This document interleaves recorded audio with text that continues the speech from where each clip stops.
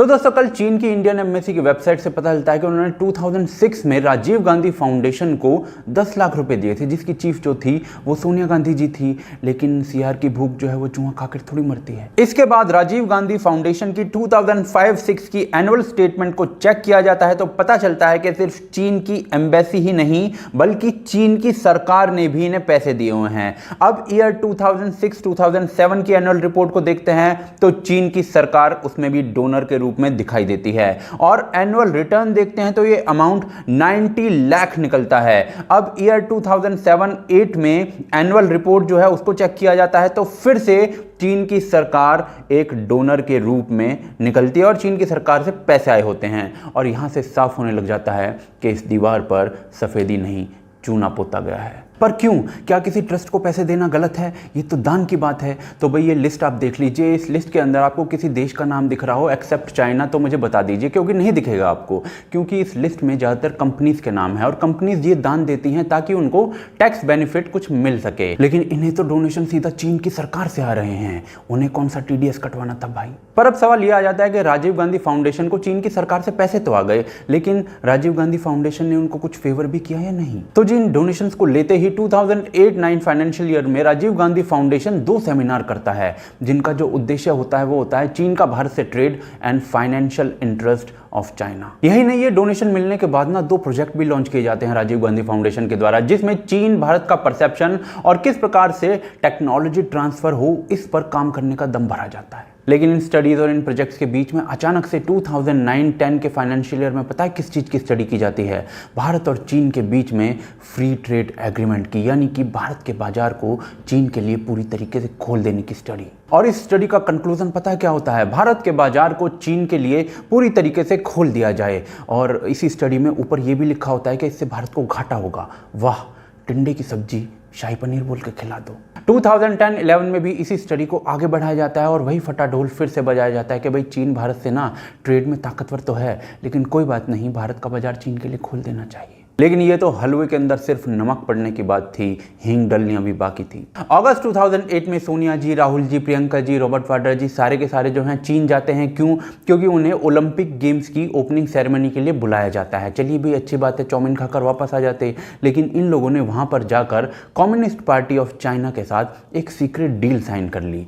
ऐसी secret deal जिसके content के बारे में आज तक किसी को नहीं पता और आप RTI से भी नहीं निकाल सकते। और ये डील पता है आपको क्यों साइन की गई थी? क्योंकि उस समय भारत के अंदर UPA की सरकार थी और लेफ्ट कम्युनिस्ट पार्टीज जो थी उस समय भारत की, उनके सपोर्ट से ये सरकार चल रही थी। अब जुलाई 2008 में इन जो पार्टीज ने, कम्युनिस्ट पार्टीज थी भारत की, उन्होंने सपोर्ट वापस लेने का दम भर दिया और सरकार गिरने के चांसेस हो गए। तो अगस्त 2008 में चीन के साथ कांग्रेस पार्टी ने ये डील साइन कर ली, सीक्रेट डील साइन कर ली। और उस दिन के बाद से आगे तक फ्री ट्रेड एग्रीमेंट को किस प्रकार से चीन के साथ साइन किया जाए या फिर भारत के बाजार को किस प्रकार से चीन के लिए खोल दिया जाए, इस काम पर पांडुलिपि में ग्रंथ लिखे जाने लगे। कौन कौन था राजीव गांधी फाउंडेशन में? तो भाई सोनिया जी, राहुल जी, प्रियंका जी, मनमोहन जी और कई कांग्रेस के बड़े लीडर सब थे। लेकिन जो ट्रस्ट है उसको छोड़ देते हैं। क्या भारत सरकार ने भी कुछ मदद की थी उस समय चीन की? तो जी फ्री ट्रेड की बातें हो रही थी, भारत के बाजार को खोलने की बातें हो रही थी। अब इस ग्राफ से आप देख सकते हैं कि 2004 तक जो एक्सपोर्ट इंपोर्ट था भारत का चीन को, वो ऑलमोस्ट बराबर था। लेकिन 2008 आते आते भारत का जो एक्सपोर्ट है चीन को, वो हो गया था $10.87 बिलियन और चीन का जो एक्सपोर्ट है भारत को, यानी कि भारत के लिए जो इंपोर्ट है, वो हो गया था $27 बिलियन।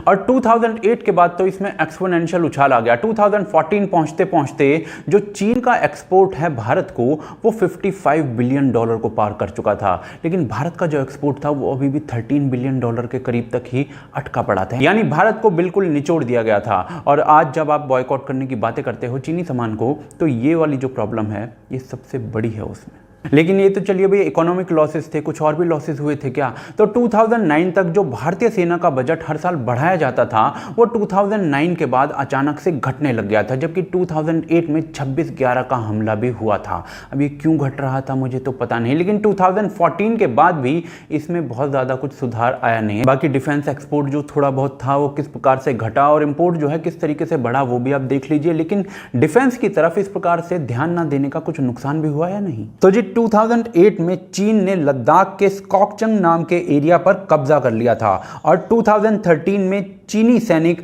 LAC के 18-19 किलोमीटर भीतर घुस आए भारतीय एरिया में और इस वजह से भारत ने 640 स्क्वायर किलोमीटर का एरिया गंवा दिया था चीन को। लेकिन भारत इसका जवाब पता है कैसे दे रहा था? जिस समय चीन भारत की जमीन छीन रहा था उस समय भारत के विदेश मंत्री ये कह रहे थे, If you ask me, would I like to go and live in China? The answer is yes.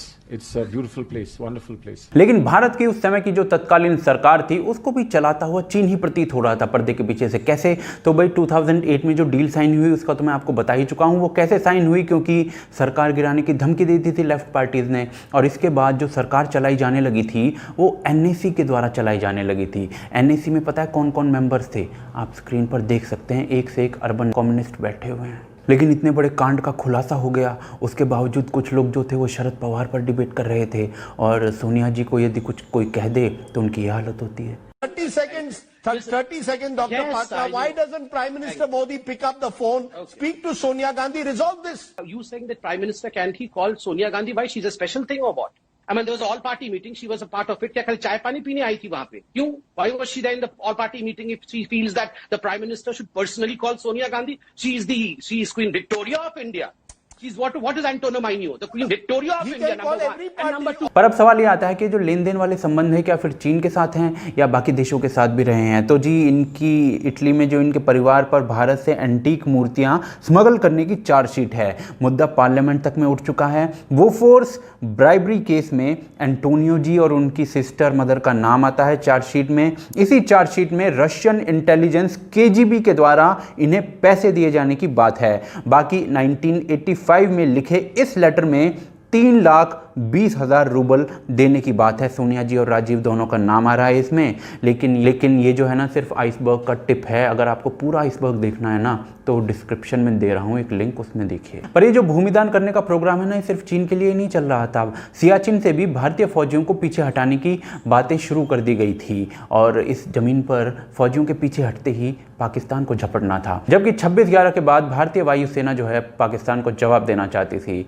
उसे कैटेगोरिकली मना कर दिया गया था। लेकिन चलिए तो भाई कई साल पहले की बातें हैं, पर आज की क्या स्थिति है कांग्रेस पार्टी की? तो अभी नरेंद्र मोदी ने एक स्टेटमेंट दी थी जिसमें देश के नाम संदेश देते हुए उन्होंने कहा था कि भारत की सीमा में कोई चीनी सैनिक नहीं घुसा हुआ है, ना ही कब्जा किया हुआ है, ना ही करने दें। न वहां कोई हमारी सीमा में घुस आया है,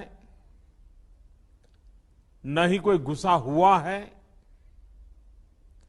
न ही हमारी कोई पोस्ट किसी दूसरे के कब्जे में है। इसको कांग्रेस के नेताओं ने, कांग्रेस की IT सेल ने इस प्रकार से बना दिया कि भारत के प्रधानमंत्री जैसे ये कह रहे हों कि चीनी सैनिक कोई भी भारत में नहीं घुसा है। और इसका यूज करते हुए जो चीन है उसने अपने आप को क्लीन चिट दे ली और भारत के प्रधानमंत्री को फिर स्पष्टीकरण देना पड़ा। जबकि LAC के ऊपर सिचुएशन क्या है अगर वो आपको जानना है तो उसके लिए 2 लिंक डिस्क्रिप्शन में दे रहा हूं, वो जरूर देखेगा। क्या चीन का ये जो पैसा बांटू प्रोग्राम है वो पॉलिटिकल पार्टीज को खरीदने तक ही सीमित रहा? जी नहीं, मीडिया को खरीदने के लिए भी धड़ल्ले से पैसा बांटा गया। इस रिपोर्ट के अनुसार चीन पूरी दुनिया में धीरे धीरे करके पूरी मीडिया को खरीदता जा रहा था। चीन के अंदर वर्ल्ड के जो जर्नलिस्ट हैं वो प्रेस गैदरिंग के लिए आने लगे थे। हर साल उनको बुलाया जाता था। भारत से इंडियन एक्सप्रेस, जनसत्ता जैसे अखबारों के वहां पर जो जर्नलिस्ट हैं वो जाते थे और किस प्रकार से उनको पैसा और अन्य सुविधाएं दी जाती थी, फ्री टूर्स दिए जाते थे, वो इस सारी रिपोर्ट में मेंशन है। लेकिन प्रोपेगेंडा जो है वो आज की डेट में सिर्फ मीडिया से तो चलता नहीं है। तो सोशल मीडिया के जो जाइंट्स हैं जैसे कि फेसबुक, यूट्यूब वगैरह, इनके ऊपर भी भयंकर पैसा खर्चा गया है। अकॉर्डिंग टू एन एस्टिमेट सिर्फ एडवर्टाइजमेंट्स पर फेसबुक के ऊपर चीन जो है वो सालाना $5 बिलियन का खर्चा कर रहा है, जो कि फेसबुक के टोटल एड रेवेन्यू का 8% के करीब हो जाता है। वहीं यूट्यूब के ऊपर भी कुछ हांगकांग के जो प्रदर्शनकारी हैं उनको टेररिस्ट कहने वाली एड्स चलती हैं, लेकिन यूट्यूब कुछ नहीं करता क्योंकि शायद पैसा आपकी जीभ भारी कर देता है। और इस सब का परिणाम क्या होता है भाई? जो लोग हैं ना आपके खिलाफ चुप रहते हैं। चीन पूरी दुनिया के अंदर एक पैंडेमिक को फैला देता है, लेकिन वर्ल्ड मीडिया जो होती है वो लिख रही होती है कि चीन ने तो मौका दिया बचने का, लेकिन वेस्ट जो है उसने उस मौके को गंवा दिया। लेकिन आज की डेट में क्या स्थिति है? तो जी 15 जून को जो इंसिडेंट हुआ है उसमें भारत ने करीब 20 जवान खोए हैं, लेकिन चीन ने जो है भारत से ज़्यादा जवान अपने खो दिए हैं। और जो चीन के मुखपत्र हैं वो भारत से ऑब्सेस्ड हो चुके हैं, किस प्रकार से एक्सप्लेनेशन से भरे हुए बयान दे रहे हैं, और ग्लोबल टाइम्स किस प्रकार से भारत से ऑब्सेस्ड हो चुका है इस पूरे इंसिडेंट के बाद, वो मैं एक दूसरे वीडियो में आपको डिटेल में बताऊंगा। लेकिन चीन 15 जून को जहां पर स्कफल हुआ था वहां पर अपनी फोर्सेस को दोबारा से उसी जगह पर बढ़ा चुका है, जिसको नो मैन्स लैंड कहा जाता है। लेकिन अभी क्या हालात बने हुए हैं, तो जी कभी भी स्कफल दोबारा से हो सकता है, क्योंकि भारतीय सेना जो है वो भी अपनी संख्या को उसी मात्रा में वहां पर बढ़ा चुकी है, तो दोबारा से स्कफल कभी भी हो सकता है। लेकिन ये जो हालात हैं उन हालातों से काफी बेहतर हैं जब जवाब ही नहीं दिया जाता था और भूमि दान कर दी जाती थी। फिलहाल मोदी गवर्नमेंट से यही उम्मीद है कि वो चीन की सेना को फिंगर 8 तक धकेलने में कामयाब होगी, जो कि अभी फिंगर 4 पर है, और इसके लिए हमें सरकार को प्रेशराइज करना होगा। लेकिन भारत की जनता ही काम कर सकती है। अब आप लोग ये काम करेंगे या नहीं मैं नहीं जानता, मैं तो बहुत भोला आदमी हूँ, लेकिन आप जानते होंगे कि आप ऐसा करेंगे या नहीं, तो आप हमें बताइए कमेंट्स